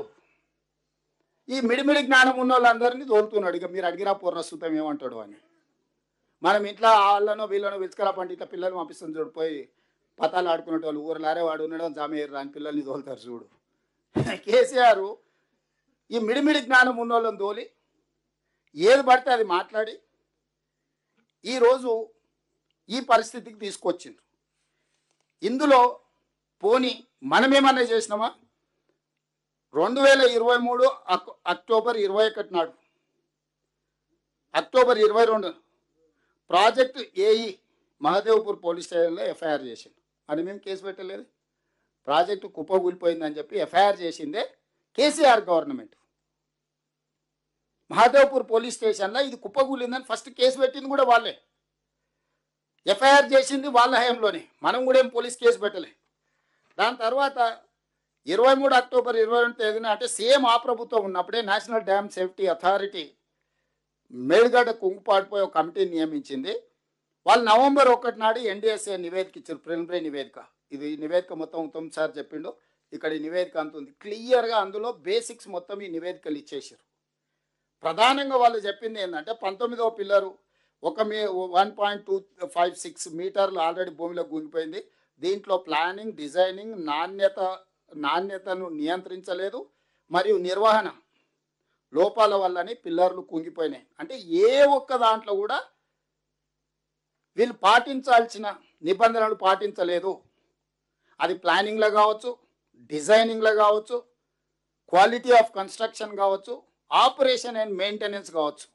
0 నుంచి 100 వరకు పని మొదలుపెట్టినప్పటి నుంచి కుప్పగూలే వరకు ఏది బాధ్యతతో చేయలేదు, ఏది భద్రంగా చేయలేదు. ఇది మొత్తం కుప్పగూలిపోయిందని చెప్పి NDSA, who are experts in this subject, మనందరం చూసి బాగుంది బాగాలేదు చెప్పొచ్చు, వంక ఉందా టింక ఉందా మనం చెప్పొచ్చు. కానీ దీంట్లో స్టీల్ ఎంత ఉంది, సిమెంట్ ఎంత ఉంది, స్ట్రక్చర్ ఎంత ఉంది, స్ట్రెంత్ ఎంత ఉంది. ఇప్పుడు మనం ఫ్లోర్స్ని బట్టి steel rod size 19 mm వేయాలన్నా, 17 mm వేయాలన్నా, కాంకర ఏం వేయాలి, దీనికి ఒక సైన్స్ ఉంది కదా, ఎంత సిమెంట్ వాడాలి, ఎంత శాండ్ వాడాలి, ఇవన్నీ వాళ్ళు క్లియర్గా ఈ మొత్తం బ్యారేజే దెబ్బతిన్నది. దీనివల్ల ఈ ఒక్క బ్లాక్ దెబ్బతిన్నదానికి ఒక్క బ్లాక్ కాదు, ఇక్కడ నుంచి అక్కడి వరకు కింద భూమిలో ఒకే రకమైన సాంకేతిక నైపుణ్యంతో నిర్మించారు. భూమి కూడా ఒకే రకంగా ఉంది. ఇప్పుడు మీరు ఏం చేయాలన్నా మీరు ఎందులో నీళ్లు నిలబెడతారంటే ఇది కుప్పకూలుతుంది. ఫస్ట్ మొత్తం కాల్ చేయరు, గేట్లు ఎత్తురు, నీళ్లు కాల్ చేయరు. అసలు భూమిలో ఉన్న బలం ఎంత, ఈ సీకెంట్ పాయిల్ కింద అసలు ఏముంది, మట్టి ఉందా, ఇసుక ఉందా, మెత్తగుందా, అసలు ఆల్రెడీ ఇసుక పోయి గోతి పడ్డదా, కూలడానికి సిద్ధంగా ఉందా, ఇవన్నీ ఫస్ట్ మీరు టెస్టులు చేయండి. టెస్టులు చేసినాకనే మీరు ముందుకు వెళ్ళాలి. అట్లా కాకుండా మీరు ఏది చేసినా మొత్తం అంతా కొట్టుకపోయి కిందున్న వాళ్ళంతా పోతారు, ఊర్లే కొట్టుకపోతాయని చెప్పి క్లియర్గా, క్రిస్టల్ క్లియర్గా నేషనల్ డ్యామ్ సేఫ్టీ అథారిటీ అంటే భారత ప్రభుత్వము దేశంలో ఉండే, ప్రపంచంలో ఉండే నిపుణులందరినీ ఒక దగ్గర జమ చేసి ఏర్పాటు చేసిన ప్రభుత్వ రంగ సంస్థ. కేసీఆర్ ఉన్నప్పుడే, మనం నవంబర్ 1 నాడు కేసీఆర్ ముఖ్యమంత్రి, డిసెంబర్ 7కు మన ప్రభుత్వం వచ్చింది. కేసీఆర్ ఉన్నప్పుడే ఇచ్చిండ్రు నివేదిక. ఆ నివేదికను పట్టించుకోలే, ఏది చేయలే. మనం వచ్చిన తర్వాత మనం అన్ని రకాల ప్రయత్నాలు చేసి ఎలక్షన్ టైంలో రాహుల్ గాంధీ గారు, నేను, శ్రీధర్ బాబు గారు అందరు విజిట్ చేసి మేము రాగానే జ్యుడిషియల్ కమిషన్ వేసి ఎంక్వైరీ చేస్తాం. ఆ ఎంక్వైరీ నివేదిక ప్రకారం రిస్టోర్ చేసే దాని మీద పనిచేస్తాం. ఈ తప్పులకు కారణమైన వాళ్ళని శిక్షించడానికి ప్రభుత్వం తీసుకోవాల్సిన చర్యలు తీసుకుంటుందని సుప్రీంకోర్టు జస్టిస్ పనిచేసిన పిసి ఘోష్, మనం యాక్చువల్లీ సిట్టింగ్ జడ్జిని అడిగినాం హైకోర్టుని, మేము సిట్టింగ్ జడ్జిని స్పేర్ చేయలేము, మా దగ్గర జడ్జిలు లేరు, మీరు రిటైర్డ్ జడ్జెస్ని ఎవరినైనా కావాలంటే మేము ఇస్తామంటే పిసి ఘోష్ మనకు కమిషన్కి ఇచ్చిండ్రు. అతను ఎలాబరేట్గా అందరికి అవకాశాలు ఇచ్చి, నోటీసులు ఇచ్చి, పిలిచి, నాకు తెలిసి కోదండరామ్ సార్ కూడా వెళ్ళి డిపోజిషన్ ఇచ్చిండ్రు, చాలామంది ఎక్స్పర్ట్స్ ఇచ్చిండ్రు, చాలామంది ఆఫీసర్లు ఇచ్చిండ్రు, రిటైర్డ్ ఇంజనీర్లు ఇచ్చిండ్రు, కేసీఆర్ను, కేటీఆర్ను, ఆఫీసర్లను అందరినీ పదే పిలిచిండ్రు. హరీష్ రావు వాళ్ళకి మనం ఇచ్చిన నివేదికలను కూడా లెటర్ పెట్టి తెప్పించుకున్నాడు. అన్ని రకాలు చేసినాక ఫైనల్గా ఆయన ఇచ్చిన రిపోర్ట్ ఏం చెప్పిండో కూడా ఉత్తమ్ సారు ఈరోజు చెప్పిండు. సో ఇంత జరిగినాక ఈరోజు స్పష్టంగా ఎన్డీఎస్ఏ కానీ, విజిలెన్స్ అండ్ ఎన్ఫోర్స్మెంట్ కానీ, ఎనీ డిపార్ట్మెంట్, ఎక్స్పర్ట్ డిపార్ట్మెంట్, ఇప్పుడు ఉత్తమ్ కుమార్ రెడ్డి గారు చూపించిన ఏ డిపార్ట్మెంట్ కూడా as it is where it is కింద మీరు గేట్లు మూసేసి నీళ్లు నింపండి, పంపులు ఆన్ చేయండి, నీళ్ళు ఎత్తిపోయండి అని చెప్పలే. మీరు ఇవన్నీ టెస్టులు చేసే వరకు ఏది ముట్టుకున్నా జరిగే ప్రమాదంకి మీరే బాధ్యత వహించాల్సి ఉంటుంది. ఇది ప్రమాదం జరగడానికి ఎక్కువ అవకాశం. Not only Medigadda, similar technology, similar సిస్టమ్లు ఉన్నాయి, అవి కూడా కొన్ని క్రాక్స్ వచ్చినాయి. మనం వచ్చినా కూడా నీళ్లు, బుడగలు అవి వస్తే వాటిని కొంత ఏదో చేసే ప్రయత్నం చేసినాం. చివరికి వాళ్ళు ఇచ్చిన దాంతో అన్ని గేట్లు పైకి ఎత్తి పెట్టినాం. గోదావరి నుంచి వచ్చే నీళ్ళు చక్కగా కిందికి పోయేటట్టు, ఎందుకంటే ఆపితే నీళ్లు నిండితే దీని మీద బరువు పడితే భూమి లోపడిపోతే ఉన్న బ్యారేజీలు కూలితే కింద ఉన్న భద్రాచలం వరకు కొట్టుకుపోతుంది. ఇది సింపుల్గా. సో దీన్ని దృష్టిలో పెట్టుకొని ఎంతైతే అంత వేగంగా దీని పనులు చేయాలని, ఏదో మేస్త్రీలను తీసుకొచ్చి కట్టేదైతే దబదబ తెచ్చి 4 ఇటుక పిల్లలు అడ్డం పెట్టి 4 ఇసుక బస్తాలు వేసేటోళ్ళం. ఎక్స్పర్ట్స్ వచ్చి భూమి లోపల పోయి ఏం పరిస్థితులు ఉన్నాయో స్టడీ చేసి రిపోర్ట్ ఇచ్చి ఏం సమస్య ఉందో కనుక్కోవాలి, ఈ సమస్యకు చూపించాల్సిన పరిష్కారం వాళ్ళే ఇవ్వాలి, ఆ పరిష్కారాన్ని అమలు చేసే బాధ్యతని మనం దానికి అవసరమైన ఖర్చులు పెట్టడానికి ప్రభుత్వం ఉంది. సరే, శిక్షలు, నేరము శిక్ష ఒక పక్కన పెడితే దీన్ని ఎట్లయినా మళ్ళా 1,00,000 కోట్ల రూపాయలు ఇప్పటికే 1,02,000 కోట్లు కాంట్రాక్టర్లకు చెల్లించినాం. దీన్ని ఎట్లయినా నిలబెట్టుకోవాలని మేము తాపత్రయపడుతున్నాం. కానీ మా తాపత్రయం అనేది కేసీఆర్ లాగానే 80,000 పుస్తకాలు చదివినా అని, ఉత్తమ్ కుమార్ రెడ్డి గారు ఆర్మీలో పనిచేసిండ్రని, నేను ఊర్లో వ్యవసాయం పనిచేసి వచ్చిన మా తెలివితేటలు ప్రదర్శిస్తే ఇక అది ఏం జరుగుతుందో ఎవరు ఊహించలేరు. అక్కడికి కూడా మేము ఎక్స్పర్ట్స్ని ఒక్కొక్క దగ్గర ఒక్కొక్కరిని ఏర్కొచ్చి దేశంలో ఉండే వాళ్ళన్ని సంస్థల్ని కూడి చేసి, ఇప్పుడు పరీక్షిత్తును కూడా గవర్నమెంట్ ఆఫ్ ఇండియాకి లెటర్ పెట్టి ఆర్మీ ఎక్స్పర్ట్ను డెప్యుటేషన్ మీద తెచ్చుకున్నామని రిక్వెస్ట్ చేసి government of India, is not from our service, is tunnel expert. Jammu Kashmir ఏరియాలో లాంగెస్ట్ టన్నెల్స్ ఇట్లాంటి పనులు చేయడానికి ఆయన టన్నెల్ ఇట్లాంటి దాంట్లో is one of the best minds in India. Uttam Kumar Reddy గారు వారికి ఉన్న పరిచయంతో కనిపెట్టి చేసుకొని తెచ్చుకుంటే, నేను పోయి నాకున్న పరిచయాన్ని బట్టి వారిని డెప్యుటేషన్ మీద తెలంగాణ స్టేట్ గవర్నమెంట్కి, అటు శ్రీశైలం ఎస్ఎల్బిసి ఇటువన్నీ చేయడానికి ఆర్మీలో ఉండే ఎక్స్పర్ట్స్ని కూడా మనకున్న పరిచయంతో వాళ్ళందరినీ తీసుకొచ్చి ఈరోజు తెలంగాణ రాష్ట్రంలో మనం పనులు చేస్తున్నాం. ఒక పక్కన మనం ఇచ్చేస్తుంటే ఈరోజు మీరు నీళ్లు నింపుతారా లేదా, నీళ్లు ఎత్తుతారా లేదా, వారం రోజులు మాకు అప్పచెప్పండి, మా తడాకా చూపిస్తాం. ఏమన్నా ఇక నేను కాదు కానీ మా అయ్య వస్తాడు అప్పచెప్పుర్రు అని ఈయన బయలుదేరాను. మరి దీనికి కారణం ఏంది? రెండోగా ఆయన అంటాడు, అసలు కేసీఆర్ చాలా దూరదృష్టితోని ముందు చూపుతోటి కాళేశ్వరం కట్టిండు, కరువు వచ్చినప్పుడు ప్రజలకు వనుకొస్తుందని. నేను ఒక మాట చెప్పదలుచుకున్నా ఆయన గారికి, తాటి చెట్టు లాగా పెరిగితే సరిపోదు, తలకాయలు ఏమన్నా గుజ్జు ఉండాలి. ఎందుకంటూ నీ మాట అంటే ఎల్నినో ద్వారా కరువు వస్తే వర్షాలు లేవు, వరదలు లేదు, తుఫాన్ లేదు, నీళ్ళే లేవు. మేడిగడ్డ అన్నారం సుందిలో ఎత్తేది ఎట్లనే? ఇవి కట్టింది దేంది? వరద నీళ్ళు, గోదావరిలో వరద నీళ్ళు ఉధృతంగా వచ్చినప్పుడు ఎత్తి దాచిపెట్టుకునికే కట్టిరు. అంతేనా మిత్రులారా? ఇదేంది?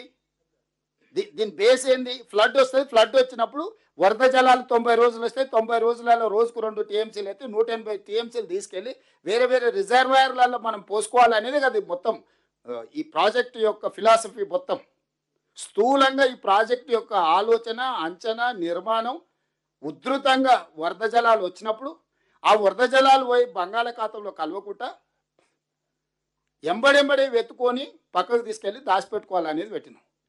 ఎలినో వచ్చి కరువు వచ్చింది, వర్షాలు వస్తలేవు అంటే చూసినావా మా మామ ఎంత మేధావి, వర్షాలు రానప్పుడు కూడా మేడిగడ్డలు నీళ్ళు ఎత్తిపోయినకే డిజైన్ చేసిండు అని అల్లుడు చెప్తుండు. ఏమన్నా అసలు అంటే basic sense or common sense or అసలు కనీస అవగాహన పరిజ్ఞానం ఉన్నోడన్నా మాట్లాడే మాటలేనా? ఇక అమాయకంగా ఉన్నోళ్ళు ఉంటే అరే నిజంగానే ఇక్కడంతా కరువు వచ్చింది, మేడిగడ్డ సుందిల్ల అన్నారం నుంచి నీళ్ళు ఎత్తిపోసిన ఉంటే మాకందరికీ నీళ్ళు వచ్చాయి కదా అని ఉత్తర తెలంగాణ రైతులందరినీ భ్రమలు కల్పించడానికి. వర్షమే వస్తలేదు, నీళ్ళే వస్తలేవు అంటే వరదడికెళ్ళి వచ్చే, వరద వస్తే ఒడిచిపట్టుకోవడానికి ఉన్న అవకాశం ఏంది, ఎత్తిపోసేది ఏంది? ఈ ప్రాజెక్టే ప్రాణహిత చేవెళ్ళ కావచ్చు, లేకపోతే పేరు మార్చిన కాళేశ్వరం కావచ్చు, అత్యధిక వర్షము, వరద, తుఫాను వచ్చినప్పుడు 2-3 వేల టీఎంసీ సముద్రంలో కలుస్తున్నాయి. ఎంబడెంబడే ఇందులోకి వెళ్ళి పంపులు, లిఫ్టులు, బ్యారేజ్లతో ఎత్తిపోసి శ్రీపాద ఎల్లంపల్లి నుంచి బయటికి తీసుకొచ్చి మల్లన్న సాగరు, కొండపోచమ్మ, రంగనాయక సాగరు, రకరకాల రిజర్వాయర్లు అప్ టు చేవెళ్ళ వరకు నీళ్లు ఫటాఫట్గా తరలించేసి అన్ని పంపులు, లిఫ్టులు పనిచేపించి ఆ నీళ్లు తీసుకెళ్ళి రిజర్వాయర్లలో నల్లు వచ్చినప్పుడు మనం ఇంట్లో బిందెలలో, కుండలలో, చెంబులలో, లేకపోతే బకెట్లలో పట్టి పెట్టుకుంటాం. గంట సేపు నల్లు వస్తే ఏం చేస్తాం? ఇంట్లో ఎన్ని ఖాళీ ఉన్నాయో అన్నీ నింపి పెట్టుకొని ఆ పక్కకు పెట్టుకుంటాం. మళ్ళీ 24 గంటలు నల్లు వచ్చే వరకు పొదుపుగా వాడుకుంటాం. ఇదే సూత్రం ప్రాణహిత చేవెళ్ళ కావచ్చు, లేకపోతే ఈరోజు కాళేశ్వరం. అసలు నల్లనే రాలేదు, బిందెలలో నింపు, కుండలలో నింపు, బకెట్లలో పట్టేసాయి, పైన ట్యాంక్కి ఎక్కి మా మామ అయితే అద్భుతంగా ఎక్కిస్తున్నాడని అల్లుడు సర్టిఫికెట్ ఇస్తున్నాడు. ఈరోజు ఈ అన్నిటి పరిస్థితులకు కొడుకేమో మా అయ్య కప్పచెప్ప అని, అల్లుడేమో మా మామ ఎంత గొప్ప సూత్రం కనిపెట్టిండో చూడండి అని నేను ఒకటే అడగదలుచుకున్నా. ఇవాళ 9.5 ఏళ్ళు మీకు అప్పచెప్తే 8,21,000 కోట్ల రూపాయలు అప్పులు చేశారు. 3 ఏళ్లలోనే 38,000 కోట్ల రూపాయల ప్రాణహిత చేవెళ్ళ ప్రాజెక్టును 1,47,000 కోట్ల రూపాయలకు అంచనా పెంచి 1,02,000 కోట్ల రూపాయలు పేమెంట్ చేసి కట్టి ప్రారంభించిన 3 ఏళ్లలోనే కాళేశ్వరం కాస్త కూలిపోయి కూలేశ్వరం అయి కూర్చున్నది. మీకు అందిస్తే చేసిన నిర్వాకం అనేది దీన్ని విధ్వంసం అంటారు. ఫైనాన్షియల్ టెర్రరిస్ట్ అంటారు ఇంగ్లీష్లో. ఆర్థిక ఉగ్రవాది. ఉగ్రవాదం రకరకాలుగా ఉంటుంది, కానీ ఆర్థిక ఉగ్రవాద కుటుంబం కేసీఆర్ కుటుంబం. కేసీఆర్, కేటీఆర్, హరీష్ ఆర్థిక ఉగ్రవాదులు. తెలంగాణ యొక్క ఆర్థిక మూలాలను దోపిడీ చేయడమే కాకుండా విధ్వంసం చేసిండ్రు. దీనికి ప్రజా కోర్టులో మొదటి విడతగా ఒక తీర్పు ఇచ్చిండ్రు, రెండో విడతగా గుండుసున్న చేసిండ్రు, మూడో విడతగా ఇంకా చేయాల్సింది ముందుంది. సో ఈ మొత్తం అప్పుడే ఆ నేరాలన్నిటి మాఫ్ అయిపోయినట్టు అప్పుడప్పుడు 15 ఆగస్టుకు 26 జనవరికి నేరగాళ్లకు, తీవ్రమైన నేరాలు చేసిన వాళ్ళకు కూడా అప్పుడప్పుడు క్షమాభిక్ష పెడుతుంటాం, వానికి మార్పు వచ్చిందేమని. వీళ్ళు మారేటోళ్ళు కాదు, వీళ్ళు ముసుగు తోడుకొని ఉంటారు. తెలంగాణ ఉద్యమంలో ముసుగు తోడుకొని మభ్యపెట్టి మోసం చేసి అబద్ధాలు చెప్పి అధికారంలోకి వచ్చారు. వచ్చిన కాడి నుంచి దోపిడీకే ప్రాధాన్యత ఇచ్చిండ్రు. ఏ రోజు కూడా తెలంగాణ ఇంట్రెస్ట్లో పని చేయలే. నేను ఎందుకు అథారిటేటివ్గా చెప్తున్నా అంటే, ఉద్యమంలో తెలంగాణ ఇంట్రెస్ట్లో ఉద్యమం చేసిన వాళ్ళు ఒక్కరిని కూడా కేసీఆర్కి ఈ పక్కన కానీ ఆ పక్కన కానీ ఉండనియలే. వాళ్ళకి ఇంటిగ్రిటీ లేదా? వాళ్ళకు తెలంగాణ పట్ల అవగాహన లేదా? ఎందుకు దగ్గరికి రానియలే? కోదండరామ్ గారు లాంటి వాళ్ళని చాలామంది తెలంగాణ ఉద్యమంలో ముందున్న వాళ్ళు, కోదండరామ్ గారు కావచ్చు, ప్రొఫెసర్ యాదగిరి కావచ్చు, ఎవరైనా మీరు పాశం యాదగిరి కావచ్చు, లేకపోతే ఏ నిజాయితీగా తెలంగాణ ఉద్యమంలో పాల్గొన్న జడ్జిలు కావచ్చు, లేకపోతే తెలంగాణ మేధావులు కావచ్చు, ఎవరన్నా 10 సంవత్సరాల చంద్రశేఖరరావు అధికారంలో ఈ పక్కనో ఆ పక్కనో కనిపించిండ్రా? ఎందుకంటే ఆయన ఆలోచన వేరు, ఆయన దృష్టి వేరు, ఆయన చేరుకోవాలనుకుంటున్న మజిలీ వేరు, వీళ్ళందరూ అనుకుంటున్నది వేరు. మరి వాళ్ళిద్దరికి ప్రయాణమే, పడవ ప్రయాణమే పొంతనే లేదు. ఎందుకు రానిస్తాడు? ఆ పడవ ఎందుకు ఎక్కనిస్తాడు? ఆయన ప్రయాణం తప్పు అని చెప్తే ఇంటి తలుపులు బద్దలు కొట్టి తీసుకుపోయి పోలీస్ స్టేషన్లలో పెట్టాడు. ఈరోజు కూడా ఏదైతే వీళ్ళు మాట్లాడుతున్నారో, నేను ఉప ముఖ్యమంత్రి గారు ఉత్తమ్ కుమార్ రెడ్డి గారు మిగతా మంత్రుల అనుమతితోటి ఎప్పుడు చెప్తే అప్పుడు చంద్రశేఖరరావు లెటర్ రాస్తే శాసనసభ పిలిచి చర్చ చేద్దాం, వాస్తవాలు అన్నీ మాట్లాడదాం. మాట్లాడినాక ఒకవేళ అసెంబ్లీలో చంద్రశేఖరరావు గారికి ఎందుకు వాళ్ళు చంద్రశేఖరరావు గారు కన్విన్స్ చేసిందంటే 100% చంద్రశేఖరరావు గారికి అప్పచెప్తాం. మొత్తం 3కి 3 అప్పచెప్తాం. రాబోయే 3 ఏళ్ళు అప్పచెప్తాం. ఏం చేస్తాడు శని? వారం రోజులు కాదు, కాళేశ్వరం ప్రాజెక్టు ఎల్ఎన్టీని లేకపోతే మిగతా వాళ్ళని కాంట్రాక్టర్లను తీసేసి హోల్సేల్గా మేజర్ కాంట్రాక్టర్ కింద ఈయన ఇచ్చేసి ఈయన కింద వాళ్ళందరిని అపాయింట్ చేసి మొత్తం ఆయనకే అప్పచెప్తాం.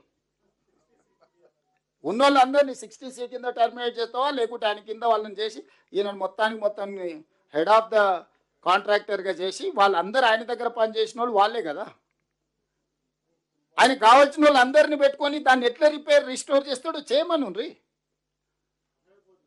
ఇప్పుడు నిజంగానే చంద్రశేఖరరావు గారి వాదనలో బలం ఉంటే, చంద్రశేఖరరావు గారు ఏ తప్పు పాల్పడకపోతే, ప్రమాదవశాత్తు ప్రమాదం జరిగితే చంద్రశేఖరరావు గారు సభ ఎప్పుడు కోరుకుంటప్పుడు నేను పర్సనల్గా స్పీకర్ గారిని రిక్వెస్ట్ చేసి సభ పెడతా. వారు కోరుకున్న రోజులు, వారు కోరుకున్న రోజు శాసనసభ సమావేశాలు ఏర్పాటు చేస్తాం, శాసన మండలి సమావేశాలు ఏర్పాటు చేస్తాం. చంద్రశేఖరరావు గారికి ప్రత్యేక అనుమతి ఇస్తాం మండలికి. వారు పోయి అక్కడ ఉండి మండలి ఉండే సభ్యులను కూడా, లేకపోతే జాయింట్ సెషన్ పెడతాం ఒకటేసారి. స్పీకర్ గారిని కౌన్సిల్ చైర్మన్ రిక్వెస్ట్ చేసి ఎమ్మెల్సీలు ఎమ్మెల్యేలను జాయింట్ సెషన్ పెట్టి ఈ ప్రాజెక్టు మీద కూలంకషంగా చర్చ చేద్దాం వన్స్ ఫర్ ఆల్. నిజంగానే మా అనుభవంలో ఏమైనా మేము తీసుకునే నిర్ణయాల ఆలస్యం ఉంటే వారిని కన్విన్స్ చేయమనుండ్రి. ఎక్స్పర్ట్స్ని కూడా అలౌ చేద్దాము. అడ్వకేట్ జనరల్ ఇట్లా ఎక్స్పర్ట్స్ని మనం సబ్జెక్ట్స్ ఎక్స్పర్ట్స్ని కూడా హౌస్లోకి with speaker permission or council chairman permission మనం అలౌ చేయొచ్చు. ఎక్స్పర్ట్స్ని, అడ్వకేట్ జనరల్ని సభలోకి పిలిచి జాయింట్ సెషన్ ఏర్పాటు చేసి వన్స్ ఫర్ ఆల్ చర్చ చేద్దాం. ఈ ప్రభుత్వం పారదర్శకంగా ఉంది. ఇక్కడ ఉన్న మిత్రులకు నేను స్పష్టంగా చెప్పదలుచుకున్నా, కేసీఆర్ చేసిన తప్పులకు తెలంగాణ ప్రజలకు శిక్ష పడకూడదు. తెలంగాణ ప్రజలు కట్టిన పన్నులు సొమ్ము వృధా కాకూడదు, గోదావరి పాలు కాకూడదు. చాలా ప్రాజెక్టులు కేసీఆర్ కట్టిన వాటిని వినియోగిస్తలేమా? సెక్రటేరియట్ కట్టిన వాడుకుంటూ వదిలేసినామా? తమిళనాడులో అట్లనే కడితే దాన్ని వేరే దానికి ఇచ్చిండ్రు. ఇంకొకటి ఏదన్నా కేసీఆర్ ఏదన్నా చెప్తే ప్రజలకు పనికొచ్చేది ఉంటే షాదీ ముబారక్ అయినా, కళ్యాణ లక్ష్మి అయినా, రైతు బంధు అని ఆయన పెడితే దాన్ని 2000 పెంచి రైతు భరోసా చేసి ఇంకా పెంచి ఇచ్చినాం కదా. ఇగో ఇది కూడా ఆయన కోసం కట్టుకుంటే మేము ప్రజల కోసం వాడుతూనే ఉన్నాం కదా. దీన్ని ప్రజాపాలన చేసి ప్రజలకు అందరికి అవకాశం ఇచ్చినాం కదా. ఎవరైనా రావచ్చు, ఎవరైనా పోవచ్చు, ఎవరైనా చూడవచ్చు. అయితే సీతక్క దగ్గర లేకపోతే బట్టల దగ్గర షాయిది అయిపోవచ్చు. సమయానికి వస్తే భోజనం కూడా పెడతారు వాళ్ళు. ఎవరిని ఈ గేట్లు ఎప్పుడైనా మూసినరా? ఈ డిసెంబర్ 7, 2023 తర్వాత ఎవరైనా వస్తపోతే చూడాలి. ఎప్పుడైనా గేట్ బంద్ అయిందా? ఆ రోజు గద్దరాన్ని వస్తే బయట గంటల కొద్ది ఎండ కూర్చోబెట్టారు. మనం వచ్చిన తర్వాత ఇది ఎప్పుడైనా మూతపడ్డదా? నిత్యాన్నదానం జరిగినట్టు ఇక్కడ అందరూ వచ్చిపోతూనే ఉన్నారు కదా, చిన్నది పెద్దది ఏదున్నా ప్రజలకు ఏ రకంగా వాడుకుని ఆయన ఉద్దేశం ఏ ఉద్దేశంతో కట్టినా ప్రజలకు ఉపయోగపడేది ఉంటే ఆ ఉద్దేశాన్ని మార్చినం తప్ప వినియోగాన్ని ఆపలేదే. నిజంగానే ఇయ్యాల మేడిగడ్డ అన్నారం సుందిల్లా ప్రజలకు ఉపయోగపడేది ఉంటే రాత్రి బోళ్ళాడు పోయి కూర్చొని చేపించి వినియోగించే వాళ్ళము.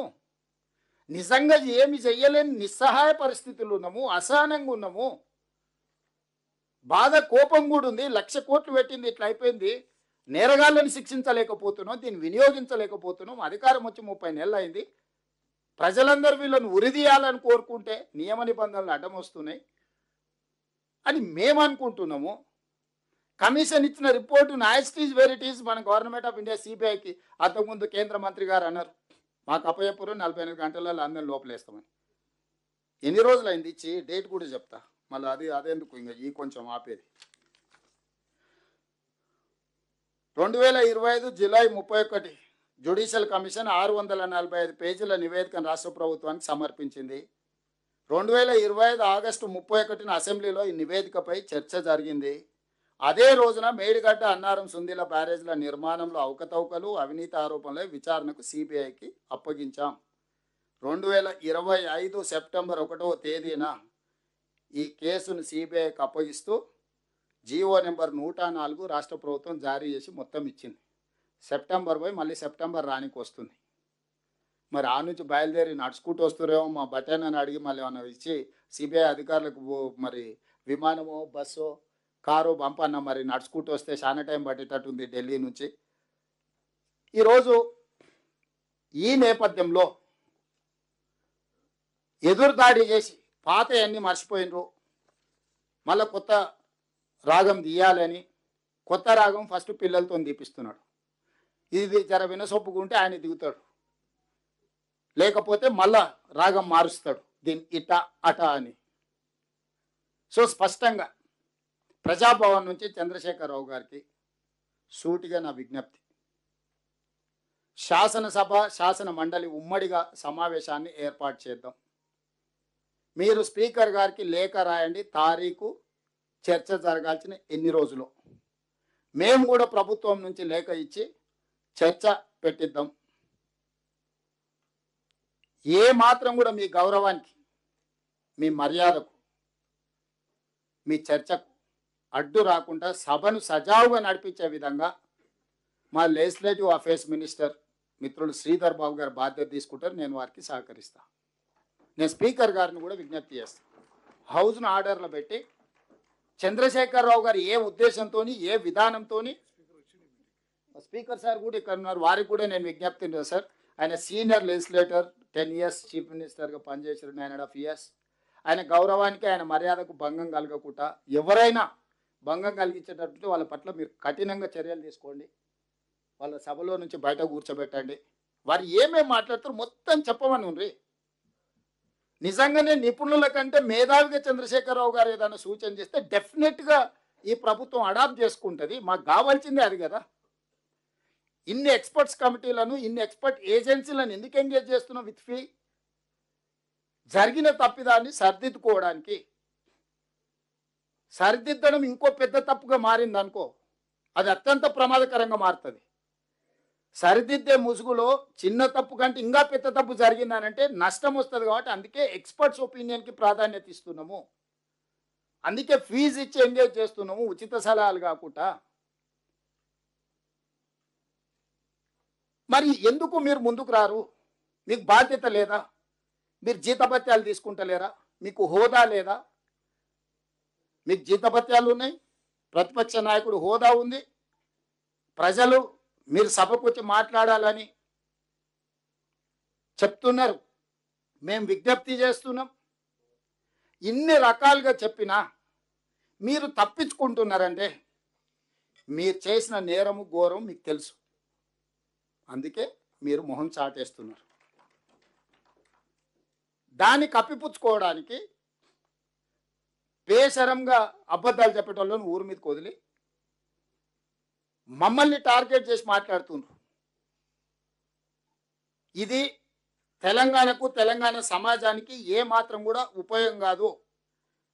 ఇక లోన్ల గురించి దాదాపుగా 97,000 కోట్ల లోన్ తెస్తే కాళేశ్వరంలో ఒక్క 25-26 ఫైనాన్షియల్ ఇయర్లో 33,574.11 కోట్ల రూపాయలను మనం అప్పు కట్టినాం. ఓన్లీ కాళేశ్వరం కార్పొరేషన్ అప్పు ఓన్లీ 1 ఫైనాన్షియల్ ఇయర్ 2025-26 అంటే ఏప్రిల్ 1, 2025 నుంచి మార్చి 31, 2026 12 నెలలల్లా మన ప్రభుత్వము కాళేశ్వరం ప్రాజెక్టు మీద చంద్రశేఖరరావు గారు తెచ్చిన 97,000 కోట్ల పైచీలకు అప్పుకు 33,574.11 కోట్ల రూపాయలు అప్పు చెల్లించినవా.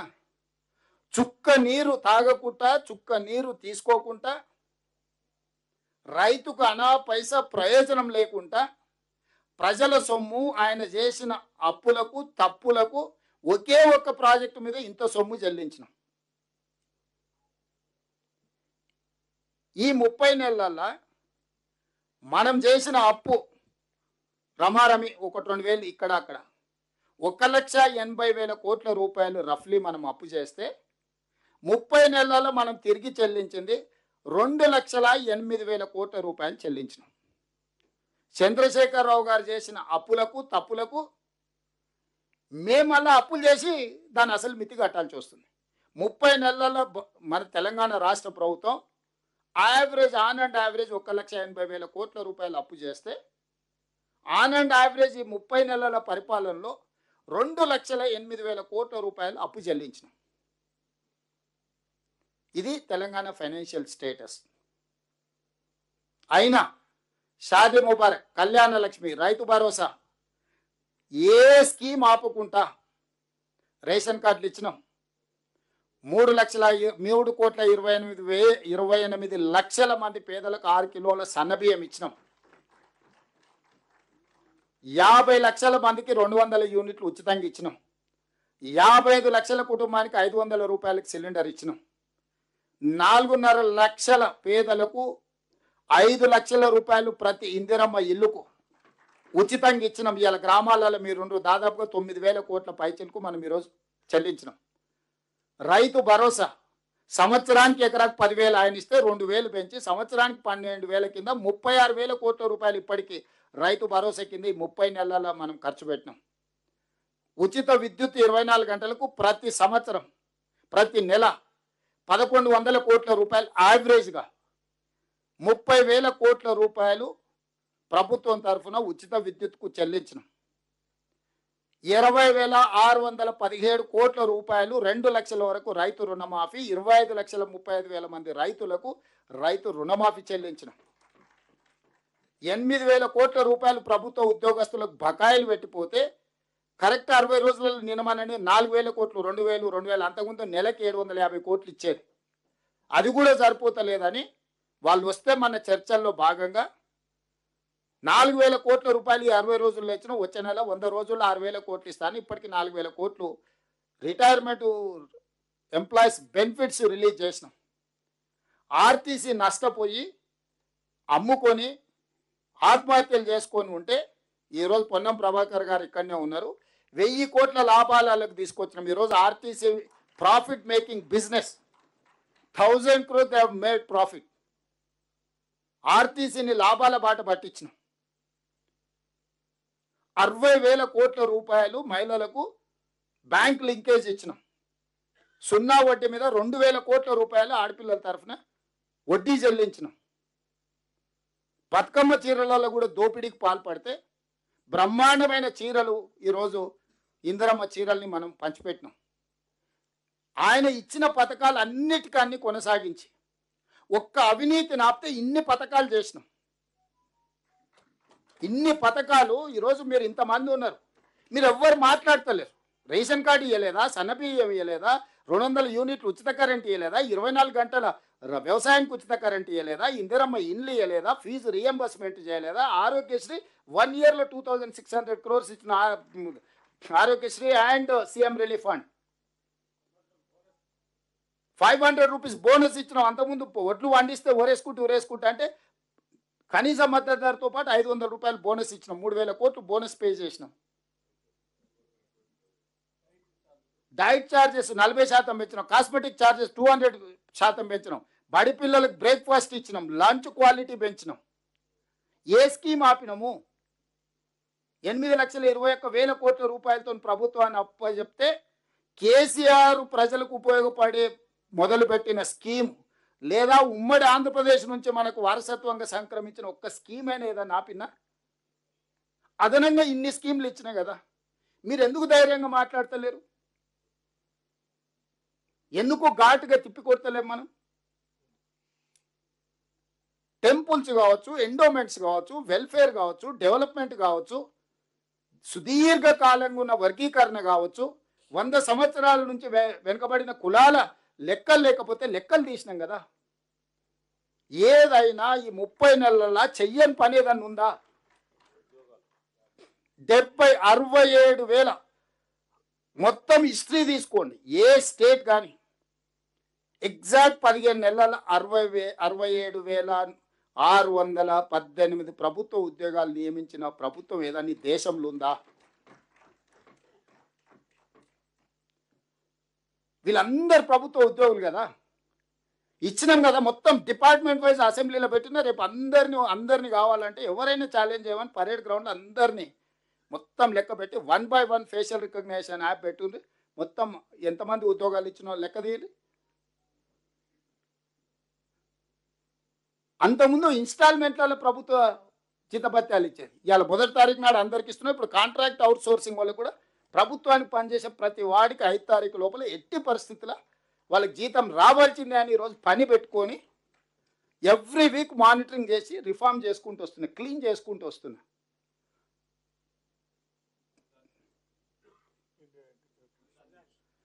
వరిధాన్యమే కాకుండా integrated schools, education system reforms ఎంత ఎవ్రీ ఇయర్ 56,000 తగ్గుకుంటూ పోయారు గవర్నమెంట్ స్కూల్స్లలో. లాస్ట్ 2 నెలల నుంచి లాస్ట్ టైం 50,000, ఈసారి 1,50,000 స్టూడెంట్స్ పెంచారు. ఫస్ట్ టైం గవర్నమెంట్ గ్రాఫిక్లో పెరుగుతుంది గవర్నమెంట్ స్కూల్స్లలో. పిల్లలు నమ్మకంతో జాయిన్ అవుతారు. అన్ని టెంకాయలు కొట్టిపోయిండు. టిమ్స్, నిమ్స్, అల్వాలు, ఎల్బీ నగరు, వరంగల్, ఉస్మానియా అని టెంకాయలు కొట్టుడు తప్ప తట్ట మట్టి అన్న తీసిండా? అన్ని ఇవాళ మనం కంప్లీట్ అయితే వాడు పోయి ఫోటోలు దిగుతుండు. శిల్పారామంలో ట్యాంక్ బండ్ మీద పోయి ఆ మధ్యలో సెల్ఫీ దిగి సెల్ఫీ డబ్బా కొట్టుకోడు. ఎవడా మీ తాత కట్టినాడు శిల్పారామం. ఇప్పుడు సేమ్ సనత్ నగర్ టిమ్స్ దగ్గర పోయి ఫోటోలు దిగుతున్నాడు సిగ్గు లేకుండా.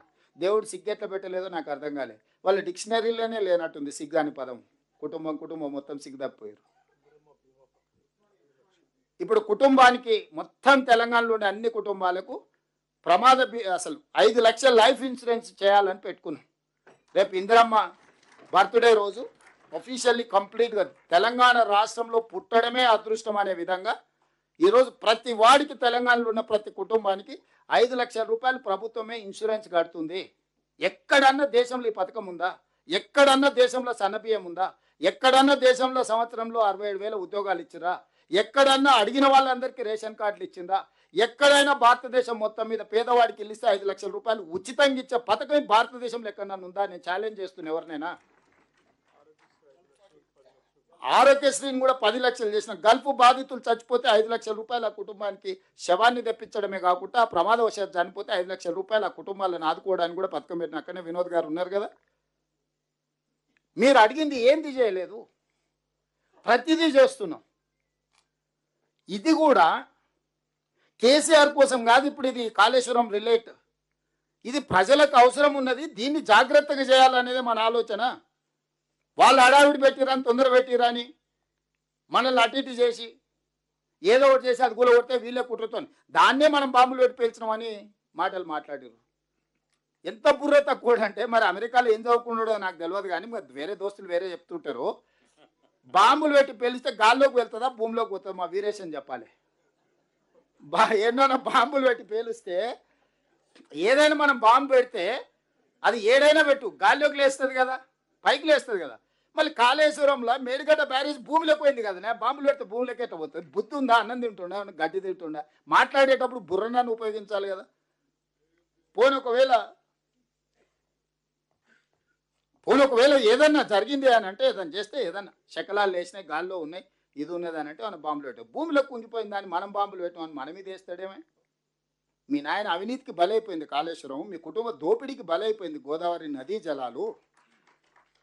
మొత్తం మీ ఎంటైర్ కుటుంబం హ్యాస్ టు టేక్ రెస్పాన్సిబిలిటీ.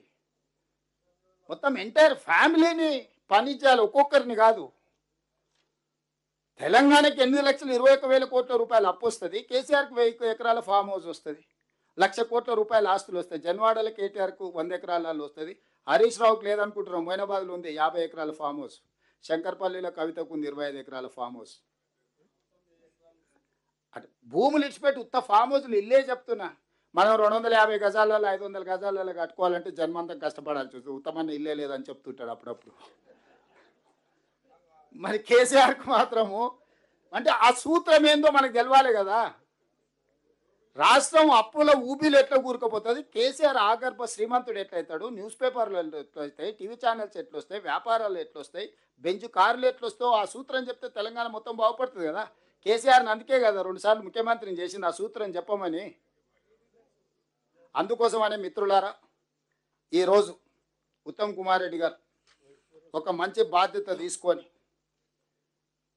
ఈ కార్యక్రమాన్ని ఏర్పాటు చేసి మనందరికీ అవగాహన కల్పించి, దీంట్లో రాజకీయం ఉంది, సాంకేతికం ఉంది, అన్నీ ఉన్నాయి, ప్రజల ప్రయోజనం ఉంది, రైతుల విశ్వాసం ఉన్నది. తెలంగాణ ప్రజలకు అందరికీ దీన్ని మీరందరు గ్రామాన వివరించండి. ఛానల్స్ దగ్గర ఎక్కడున్న చర్చలలో ధైర్యంగా మాట్లాడండి.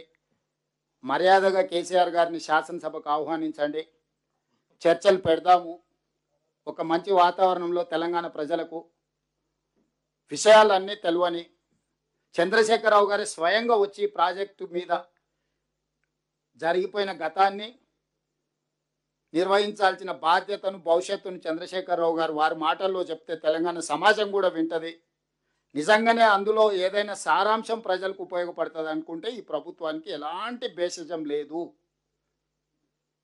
ఉపయోగపడే సలహా ఎవరిచ్చినా ప్రజల కోసం ఉపయోగిస్తాము, మాకు వ్యక్తిగతంగా ఎలాంటి అభిప్రాయాలు లేవు, ఇది మీరు ప్రతి దగ్గర చెప్పండి.